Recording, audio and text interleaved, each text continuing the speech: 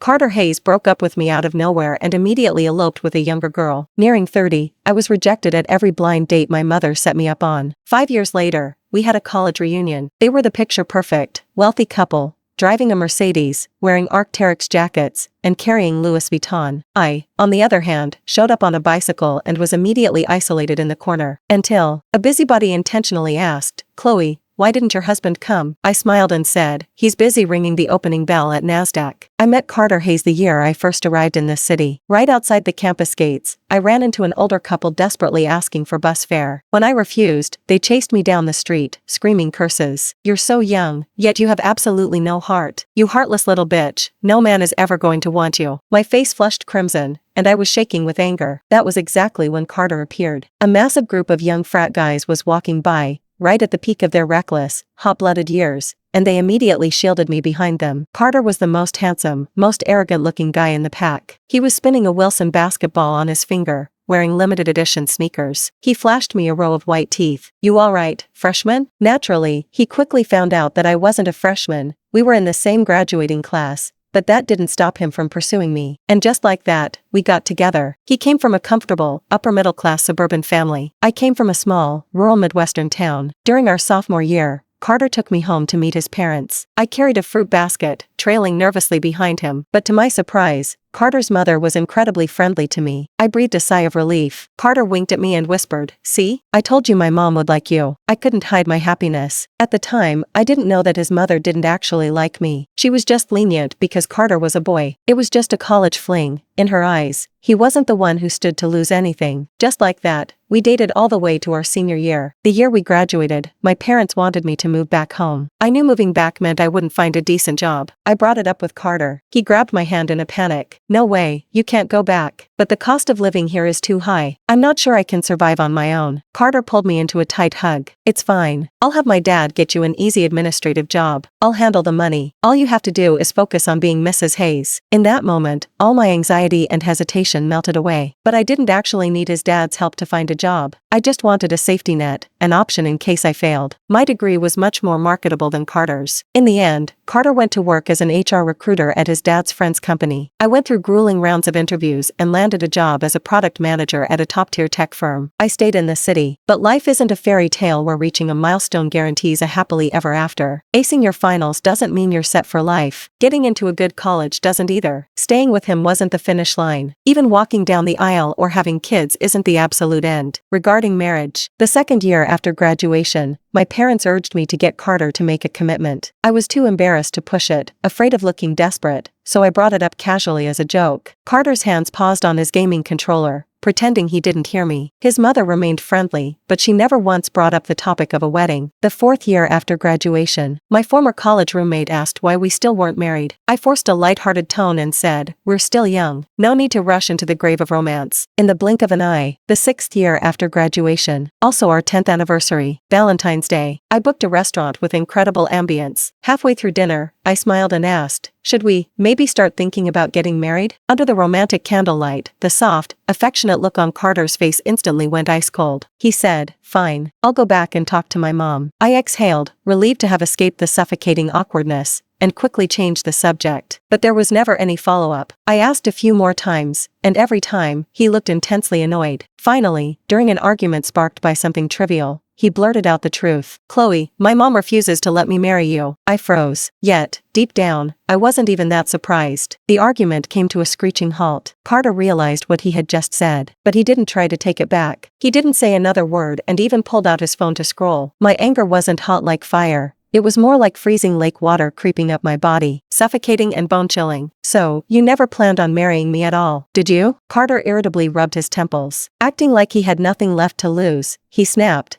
"We were doing perfectly fine dating like this, weren't we? Why the hell do we have to get married? What does a piece of paper even do? Besides, your career is peaking right now. Wouldn't getting married just ruin your trajectory?" Every word was an excuse. Every sentence was a deflection. I cut him off. "Carter, you seriously disgust me." He was the person I knew best in the world, yet in that moment, he was a total stranger. I couldn't stop the tears from falling. But Carter had long passed the phase of his life where my tears made him feel protective or guilty. He cursed under his breath, then looked at me with pure mockery. "Chloe, stop acting like you're such a victim. Stop pretending you love me so much. You just want to marry into a higher tax bracket. My mom's country club is full of small-town girls with the exact same agenda. I am the absolute ceiling of what you could ever hope to pull. You're pressing me so hard because you're terrified I'll get away." Before he could even finish, I turned and walked out. That night, I crashed at a friend's place. The next morning, I stared at my swollen, red eyes in the mirror and quickly washed my face. When you're an adult, no matter how heartbroken you are, you still have to clock in for work. It wasn't like Carter and I hadn't fought before. We'd always broken up and gotten back together. My friend told me Carter went way too far this time, and I shouldn't forgive him easily. I had just typed okay, when a text from Carter popped up on my screen. "My family requires someone from our own social class. Chloe, let's break up." My phone nearly slipped from my hands and shattered on the floor. After the abrupt, cliff drop of a breakup, I couldn't stop myself from stalking all of Carter's social media accounts. I was desperately searching for evidence that he still loved me. I found absolutely nothing. I checked again and again, until he posted a short video. It was public. He was holding hands with a girl, walking in the sunlight. I clicked the video and heard his mother's voice behind the camera. "You two look so perfect together. Get closer." This new relationship was proudly displayed in the daylight, receiving the exact blessing I had never been given. The caption read, "Stop peeking at other people's happiness like a rat in the gutter." I didn't shed another tear. My fingers were trembling violently. When I went to block and delete his number, I missed the button several times. Once my mom heard we broke up, her hopes of dragging me back to my hometown reignited. "You guys broke up. What's the point of staying in that expensive city?" My ad chimed in, "Hurry up and come back." Sigh. "I've already contacted a few high-quality young men for you, but their families think your age is a bit of an issue." I rejected them, just like always. The only difference was that Carter was no longer my reason for staying. I stayed at that tech giant for 6 years. My resume and capabilities had hit a hard glass ceiling there. My status as a 30-something, unmarried, childless woman was viewed as a massive liability by the executives. After the breakup, I threw my entire soul into my work. For a long time, I practically slept at the office. By the end of the year, my team had crushed our KPIs better than anyone else. But in the end, I got a pat on the back and empty promises. The highly coveted promotion was handed to a male colleague who had a wife and kids. In the company Slack channel, the newly promoted colleague announced he was treating everyone to coffee. A long line of "thanks, boss" emojis flooded the chat, followed by a few jokes about "don't forget us when you're rich." I looked out the floor-to-ceiling windows. Skyscrapers pierced the clouds. The traffic below was endless. The people sitting in these cubicles cycled out year after year, every single one of them exactly like me,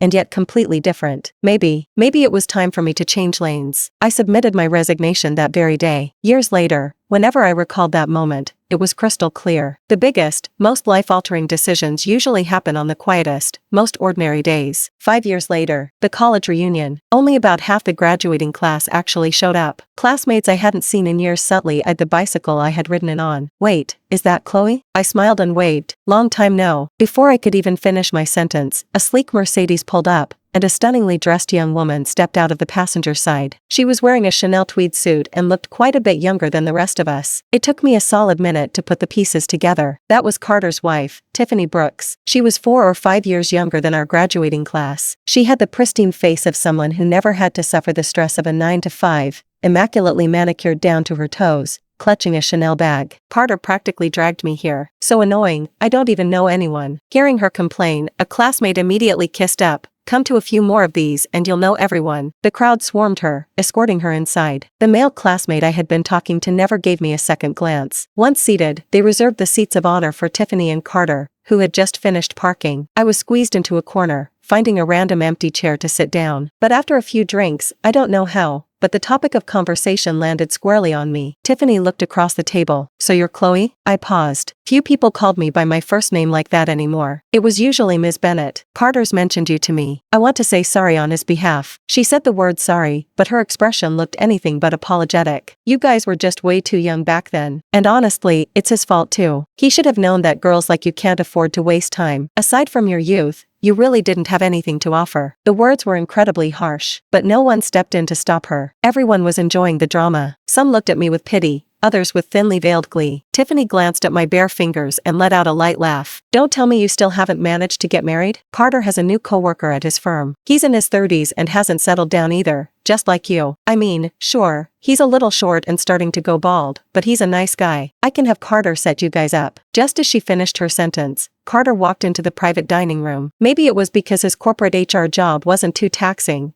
but at 33, he still had a boyish, youthful energy. He was wearing a sleek Arc'teryx jacket and carrying a black LV men's bag, looking as polished as a lifestyle influencer. The moment Carter walked in, his eyes locked onto me. For a split second, he looked stunned, but he quickly recovered and tore his gaze away. He sat down next to Tiffany, affectionately pinched her cheek, and scolded lightly, "Stop messing around. My coworker already has a girlfriend." Tiffany let out a disappointed "oh." Watching Carter drape his arm around Tiffany, I felt a strange sense of vertigo. Deeply buried memories flickered in my mind. During the first few years of our relationship, he used to love holding me like that. He practically wanted to be glued to my side. I listened to them chat. Apparently, they had lived a fantastic life these past few years. They traveled abroad, adopted a corgi, bought a house. Back in college, my roommate had heard the story of how Carter and I met. She had said that a guy brave enough to step in and save a stranger would definitely be a responsible, loving husband someday. I had spent years looking forward to that future. I just never factored in that he didn't actually want to be my husband. The table endlessly praised Carter for his early success,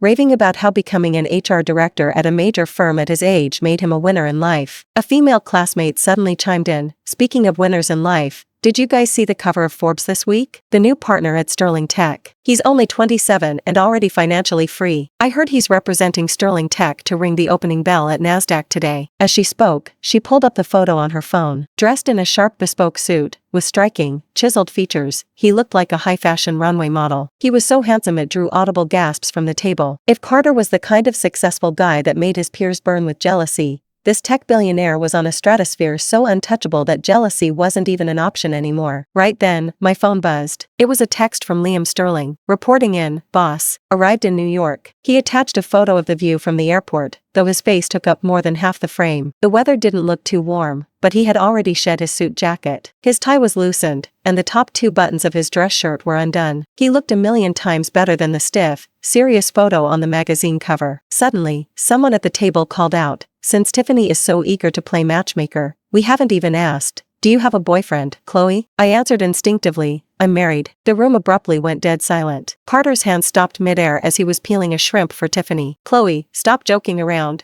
None of us heard you got married." "Well, if you're married, why didn't your husband come today?" I smiled. "He's busy ringing the bell at NASDAQ. 5 years ago, when I resigned, I took my two most capable subordinates with me. The hardest part of building a startup is the first step, finding the right direction, and locking in the absolute resolve to jump. I met Liam Sterling during my second year in business. At the time, Liam had just returned from studying abroad and refused to inherit his family's empire. He was going to interviews everywhere and hitting wall after wall. His resume was too elite, his salary demands were absurdly high, yet his practical experience was worse than a local state college grad. He peppered his sentences with unnecessary business jargon and came off incredibly pretentious. He bombed the first-round interview at my company. I, the CEO, didn't even see him, but when I finally left the office after midnight, I saw him. It was 12 a.m. The night was pitch black. The street lights flickered, and he was right there, doing push-ups on the sidewalk.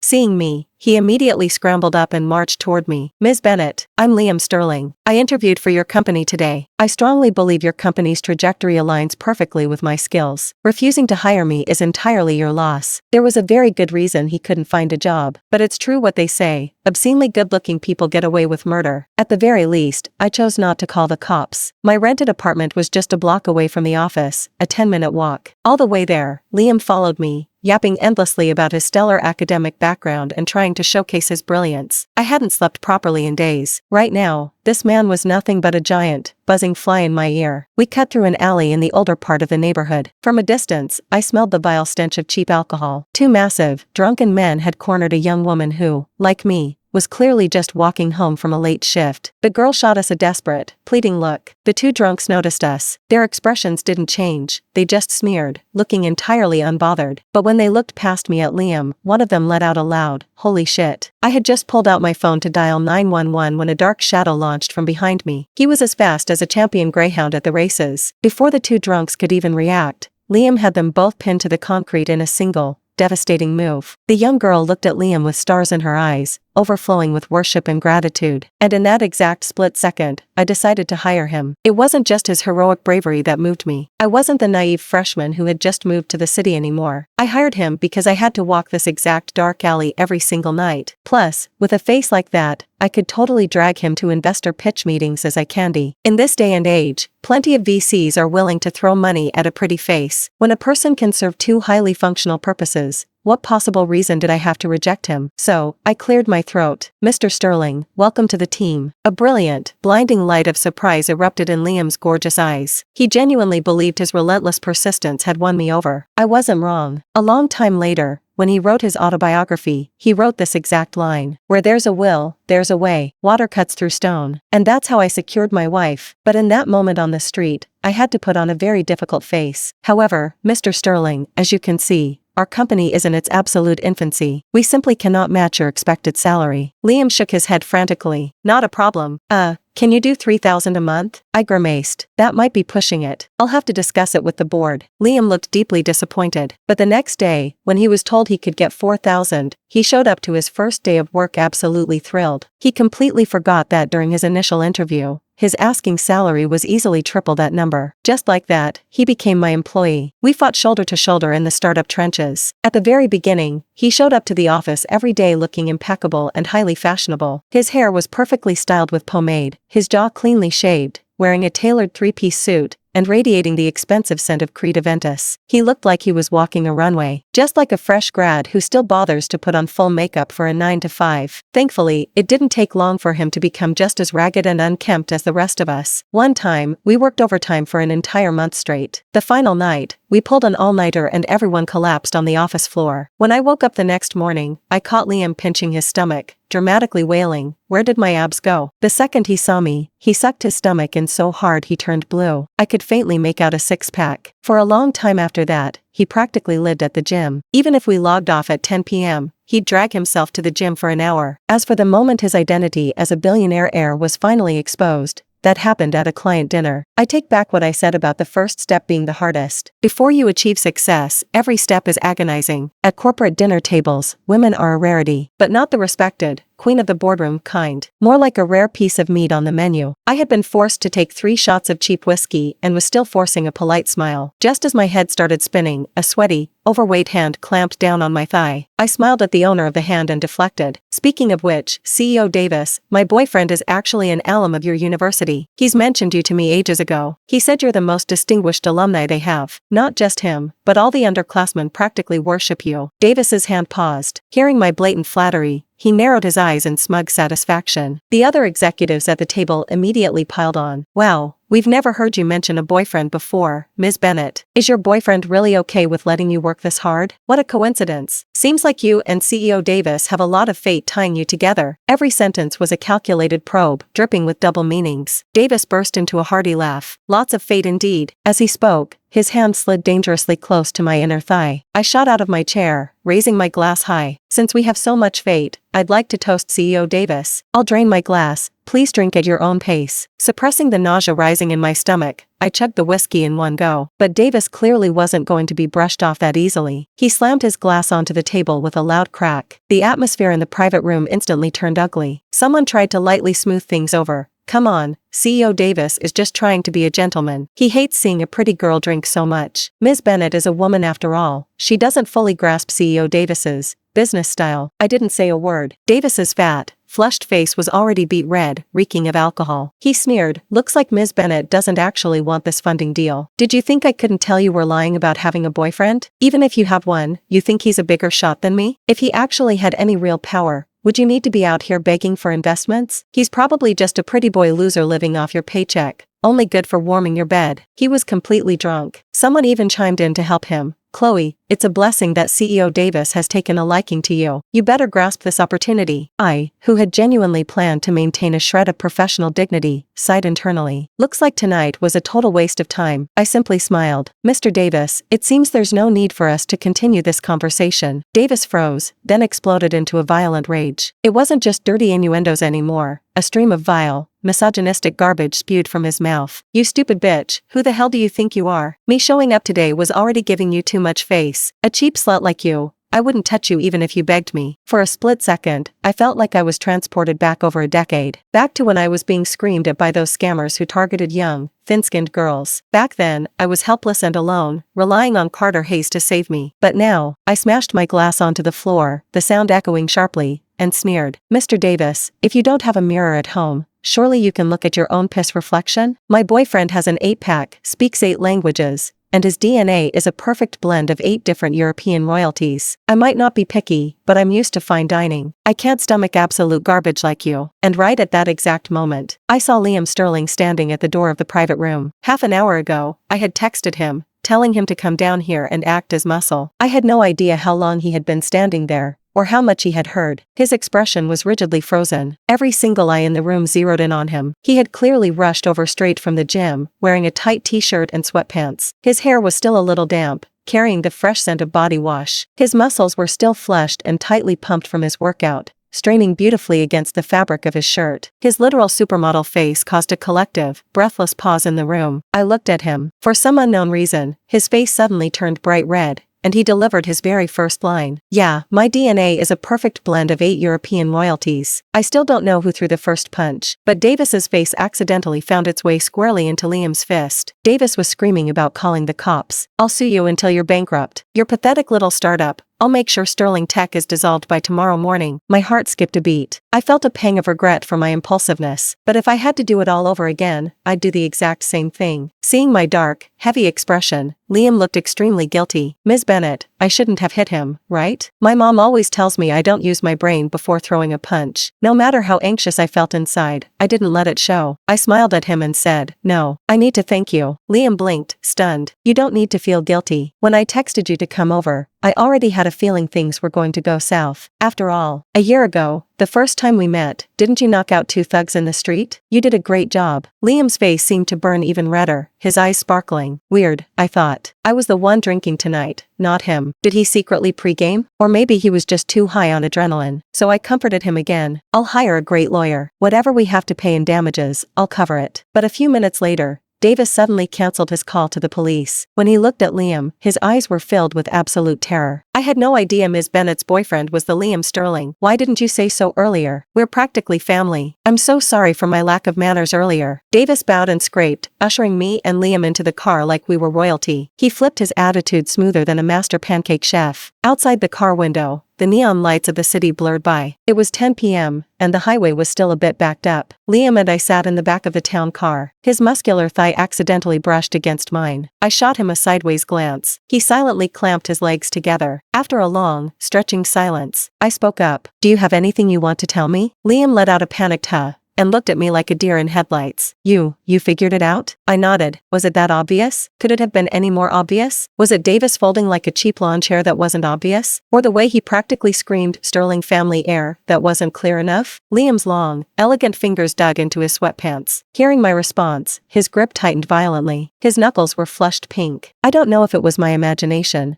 but they looked even pinker than before. I said, don't worry, I just want to understand my employee's background. If you don't want to talk about it, that's fine, I won't force you. He cut me off. No, it's not that. I just felt like I couldn't find the right moment to tell you. This setting isn't formal enough. I don't have anything prepared. I'm not saying I haven't prepared anything. The stuff is at my house, and there are a few other things. Does a confession of wealth require a PowerPoint presentation? What was he waiting for? For my company to go bankrupt so he could make a dramatic, billionaire savior entrance? I kept my polite smile. It's fine. You don't need to prepare anything. Just tell me straight. Liam pressed his lips together, visibly hyping himself up. The next second, we both spoke at the exact same time. I know you're actually a trust fund billionaire. Chloe, I'm in love with you. The thing that finally broke the suffocating awkwardness was the driver failing to hold in his laughter. The next day, at the office, the second Liam saw me, he spun on his heel and walked the other way. After 2 steps, he seemed to realize he had nothing to run from, and spun back around. He forced an agonizingly casual morning. I noticed the dark circles under his eyes. He had changed his cologne. It smelled bitter, very unique. I turned and called out to him just as he was about to bolt. Wait. He stopped dead in his tracks, a flicker of wild hope in his eyes. I hesitated for a second, but asked anyway, what cologne is that? He stayed silent for 3 seconds, blurted out the name of the designer fragrance,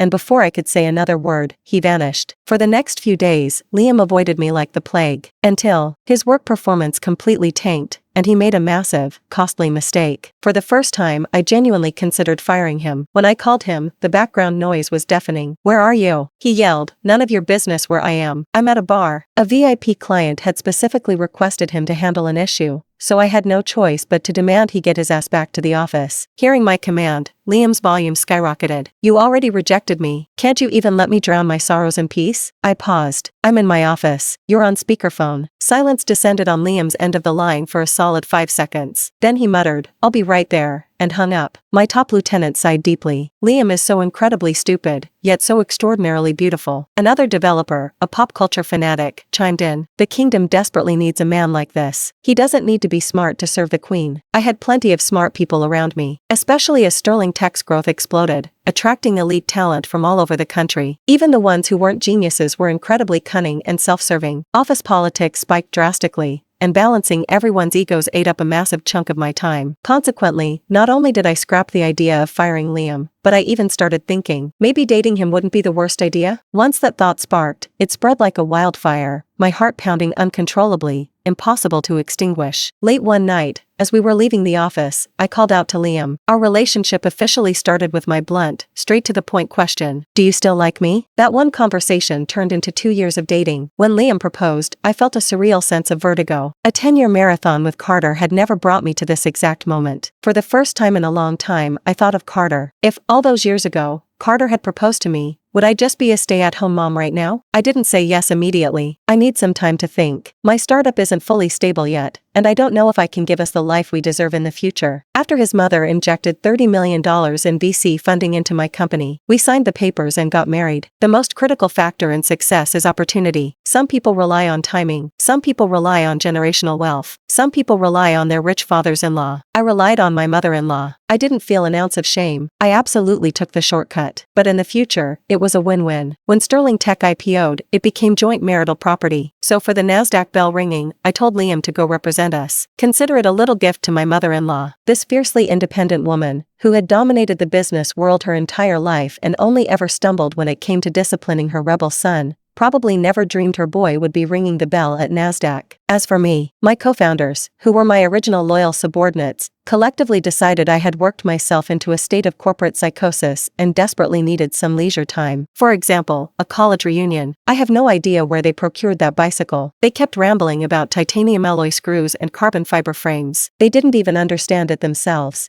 They just bought the most expensive one they could find. It cost $80,000. I think it was a bit more expensive in Carter's Mercedes C-Class. People generally have a very positive perception of old money heirs, but toward self-made first-generation wealth, they are relentlessly critical and suspicious. How exactly did she get successful? It's impossible. She's only in her 30s and comes from a completely average background. Does this kind of thing even happen in real life? I don't buy it. She must be writing a novel. Even a novel wouldn't be this exaggerated about a painfully average woman. It's true, I am painfully average. But it seems destiny decides to favor you just a tiny bit in the exact moment you decide to fight for your life. In a lifetime, everyone stumbles across a few golden opportunities. They vanish in an instant, and most of the time, you don't even realize they were opportunities. But the second you grab one, you take off. I had no intention of confessing my current net worth to my former classmates. I just wanted to ride a bike, eat a free meal, see some old faces, and relax. Laughter echoed loudly around the private room. "Chloe, since when did you love telling jokes so much?" Tiffany was laughing so hard she could barely breathe. "Sister, are you sleepwalking? It's the middle of the day." Carter looked at me, a flash of pure disgust in his eyes. He genuinely believed that having dated me was a stain on his permanent record. Right then, a waiter knocked and entered. "Excuse me, whose bicycle is parked out front?" A gentleman backing up his car accidentally bent the frame. He was rushing to the airport, so he transferred $30 to us to give to you for the repairs. The waiter handed me a crisp 20 and a 10. Someone immediately piped up, "That's Chloe's. She's the only one who rode a bike here." The room erupted into laughter again. Bent the frame? I thought about it and said, $30 probably won't be enough. The laughter paused for a fraction of a second, then exploded even louder than before. Tiffany was wiping tears from her eyes. "Sister, just take the $30. It's a busted old bike." An older female classmate who had endured my grueling corporate hours back in the day tried to speak up for me. "Isn't cycling a huge luxury trend right now? I've heard some of those bikes are insanely expensive." Chloe's didn't look cheap, but her voice was instantly drowned out by the mockery. I couldn't be bothered to argue with them. I turned to the waiter. "Do you have the gentleman's contact info? I'll send him the repair invoice later. I'm honestly not sure how much it will cost to fix." 6. I had heard the frame was imported. I might even have to ship it back to Europe. My brand new gift had been smashed on day 1. I wasn't in a great mood. The waiter's eyes flashed with disdain, clearly thinking I was trying to extort the guy, but driven by professional courtesy, he still provided the phone number. When I called, the man on the other end sounded incredibly impatient, clearly treating me like a scammer. The people in the private room were still urging me, "Chloe, $30 is plenty." I sighed, pulled up the digital receipt my partners had forwarded me, and showed it to the waiter, asking him to text it to the man. The waiter glanced at the screen, then violently rubbed his eyes in disbelief. "Miss, you're not a professional scam artist, are you?" A male classmate leaned over to look at my phone screen. When his eyes focused, he let out a high-pitched shriek. $80,000? Wait, $80,000? The laughter in the room vanished as if the air had been sucked out. "My secretary will handle the follow-up with him." I gave the waiter my secretary's business card and sat back down. The expressions around the table were spectacular. Someone nervously asked to confirm, "Chloe, how on earth did you buy an $80,000 bicycle?" Someone else whispered, "Is the receipt photoshopped?" I said, "My friends gifted it to me." The person asking immediately let out a huge sigh of relief. "I knew it. How could you possibly afford that?" Realizing how incredibly rude that sounded, he quickly tried to backtrack. "I didn't mean you're broke. I just mean, it's a terrible investment. It was a group gift from a bunch of people pitching in, right? Oh, so that's what happened. We really thought you struck it rich, Chloe. Ha ha ha." Only the female classmate who had defended me earlier muttered quietly, "Even if 80 people pitched in,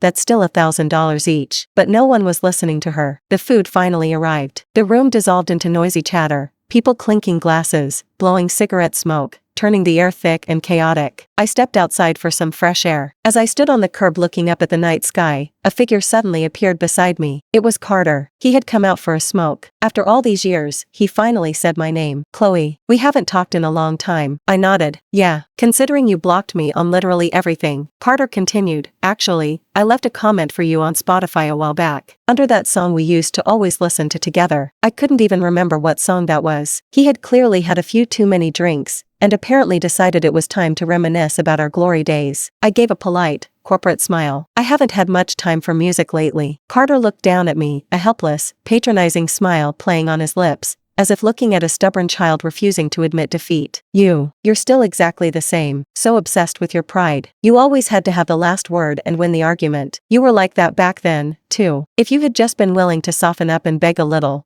we probably wouldn't have broken up."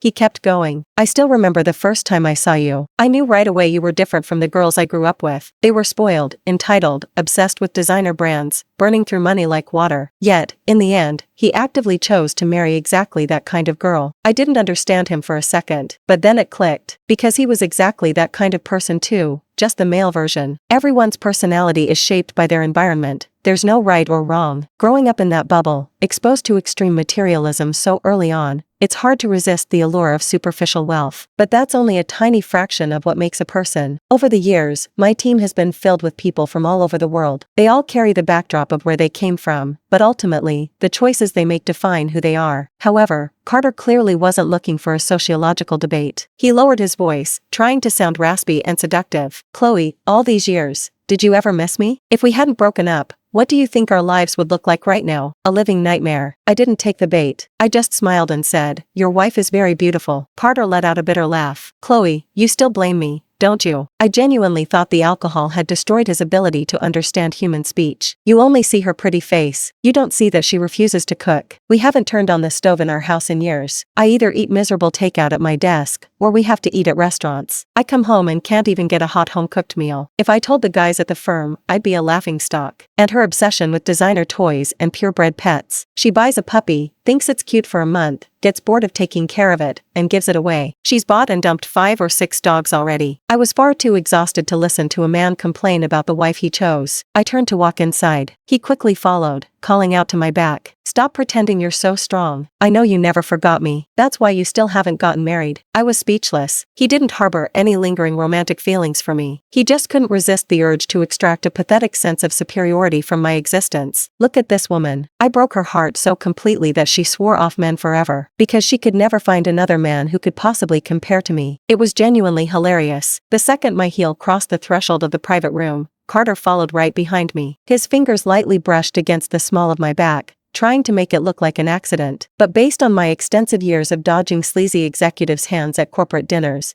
I knew exactly what a deliberate touch felt like. Before I could react, the female classmate who had mentioned Liam earlier excitedly whipped out her phone and cast a live stream directly to the massive TV in the room. Look, my tech idol. He is a million times hotter than any Hollywood actor. On the screen, Liam was wearing his bespoke suit flawlessly, the collar buttoned all the way up to his throat. His ridiculous bone structure survived the harsh, unflattering broadcast cameras. After answering a barrage of highly technical questions, a reporter jokingly asked in English, "We hear a rumor that Mr. Sterling is officially off the market? Would you mind sharing a little bit about your wife?" Before she could even finish, Liam lunged for the microphone. "I would love to." His eyes lit up like high beams, as if he had been praying to the heavens for someone to ask him this exact question. He said eagerly, looking straight into the camera, "Wife, are you watching the live stream? I'm guessing you're probably not, since you're at your college reunion right now. But it's okay, I'll force you to watch the replay the second I get home." As he spoke, he flashed a finger heart at the camera, his voice dripping with absolute devotion. "I love you, Chloe." 11. Ending. I didn't ride my bicycle when I left. The bike was being loaded onto a truck for repairs. My driver pulled up to the curb in my Maybach to pick me up. Through the tinted windows, the expressions on my old classmates' faces were an absolute masterpiece. Carter's face in particular was a spectacular shade of green, black, and red, cycling like a broken traffic light. Later on, several of the people from that room tried to get in touch with me, but they were completely stonewalled at my secretary's desk. She had the routine down to an absolute science. "Oh, absolutely. Even though you don't have an appointment, you're a former classmate of CEO Bennett. Of course, I'll put you right into our VIP alumni queue. There are only about a few hundred people ahead of you, so please be patient." One time, I walked past the secretary's desk. Her response was slightly different. She gasped in exaggerated shock. "What? You're CEO Bennett's ex-boyfriend? Oh, well in that case, before you can schedule a meeting with Ms. Bennett, company policy requires you to have a preliminary sit-down with our president, Mr. Sterling. Excellent, flexible, highly adaptable, and ruthlessly efficient. I authorized a substantial bonus for her." Much later, the very next time I saw Carter Hayes, his company's CEO happened to be attending the same elite business gala as I was. The CEO was eagerly rushing over to network with me. Carter was trailing awkwardly a few steps behind him, carrying his briefcase. If he hadn't been staring directly at me, I wouldn't have even noticed he was there. End of main story. Epilogue. Liam Sterling was cheating on me, or so my secretary said. She caught him having a secret rendezvous with a beautiful woman. She sent me the photo evidence. It was actually him. Liam was wearing sunglasses, a mask, and a baseball cap, bundled up tightly like an A-list celebrity trying to dodge the paparazzi. Sitting across from him was a stunning, glamorous woman with an incredibly expensive, meticulously maintained face. When Liam spoke to her, he leaned in extremely close, keeping his voice to a hushed, intimate whisper. My secretary said carefully,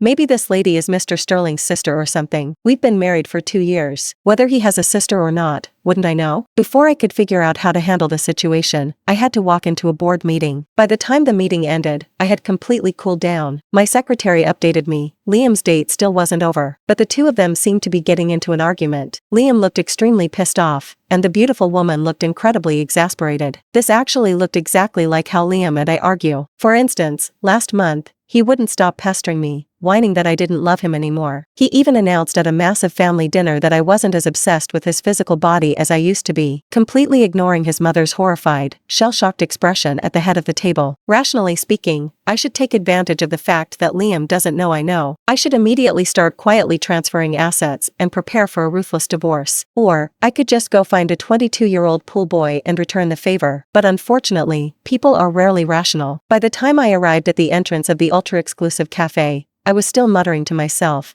"Don't make a scene. Keep it elegant." I didn't want a catching the mistress screaming match as a permanent stain on my Wikipedia page. My goal was to systematically destroy whoever enabled this woman to get near my husband, but I couldn't stop my legs. I marched right inside, only to hear Liam furiously yelling at the beautiful woman, "You promised your clinic could turn my 6-pack into an 8-pack. I paid you $100,000. I still have a 6-pack. Do you know that because of your incompetence, my wife is getting bored of me?" The woman looked deeply apologetic. "Mr. Sterling, we really did everything we could. We explained that since you refused any surgical silicone implants and only agreed to non-invasive contouring threads." Me, what the hell was I worried about? I really must have attended too many board meetings lately. My brain was turning to mush. I suddenly remembered, many years ago, accidentally glancing at Liam's browser history. Is a quarter Italian, quarter French mix considered good genetics? How do you quickly mutate an 8-pack? I never expected that an offhand, sarcastic comment I made a decade ago would haunt him so deeply. The day Carter Hayes was notified of his layoff, he came home early. As a result, he walked into his living room and saw Tiffany wrapped tightly around a man on their designer sofa, watching Netflix. Carter couldn't believe his eyes. He was 36 this year. Tiffany was 32. But the man holding her looked like he was barely out of a frat house. Who the hell is he? I'm asking you, who is he? A flash of panic crossed Tiffany's face, but it instantly hardened into unapologetic defiance. Why are you screaming? Who do you think? He's a friend. Carter was having a full mental breakdown. Friends don't cuddle half naked on the couch. Tiffany rolled her eyes. If you already know, why are you asking? Carter completely shattered. I break my back at work every single day providing for you. And this is how you repay me? You don't even work. You spend every single day drinking afternoon tea with your little country club friends, getting facials, and you have the nerve to screw around behind my back. Tiffany let out a vicious sneer. Listen to you. Acting like you did it all for me. You only started working those crazy hours because you got massively triggered by your ex at the reunion. You're drowning in regret, aren't you? Regretting that you kicked the ultimate golden goose to the curb. You have absolutely no right to yell at me. I don't rely on your pathetic paycheck to survive. My mother's monthly allowance is bigger than your entire annual salary. Tiffany admired her fresh acrylic nails, tilted her head, and unapologetically leaned back against the college boy's chest. Carter's eyes were bloodshot, his fists shaking with pure rage. Tiffany remained entirely oblivious, acting completely untouchable, until Carter suddenly snapped. He lunged forward, grabbed Tiffany by her expensive hair extensions,